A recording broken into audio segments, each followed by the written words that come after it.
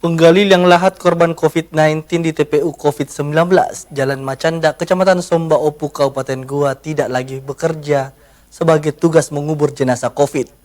Kini pekerjaan mereka beralih menjadi petugas perawatan makam.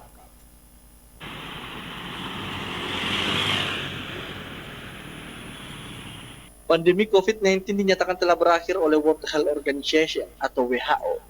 Penggali liang lahat korban COVID-19 di tempat pemakaman COVID-19 Jalan Macanda, Kecamatan Somba Opu, Kabupaten Goa tidak lagi dikejar tugas galian liang lahat. Penggali liang lahat bernama Rizal dan Guntur merupakan petugas Satgas COVID-19 yang dibentuk oleh pemerintah Provinsi Sulsel. Saat ini sudah berganti tugas hanya melakukan perbaikan makam, mulai dari pembersihan makam hingga melakukan pembenahan atau menembok makam yang sudah mulai ditumbuhi rumput.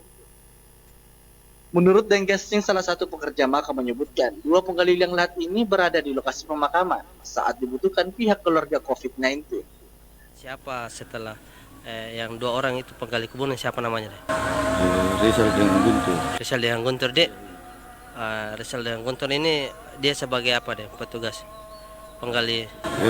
Penggali kuburan orangnya Satgas. Orangnya Satgas deh. Terus sekarang apa aktivitasnya dua orang ini deh? Kalau sekarang, kalau di sini kalau ada yang telepon berbagai kubur mana itu. Oh, sebagai tukang perbaiki kubur mami dan deh. Iya.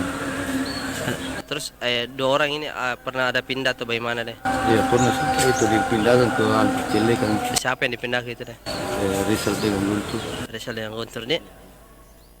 Diketahui sebanyak 1.338 korban COVID-19 dimakamkan di TPU milik pemerintah Provinsi Sulsel. 80 diantaranya sudah dipindahkan pihak keluarga. Rusmawandi Rara, Slabes TV.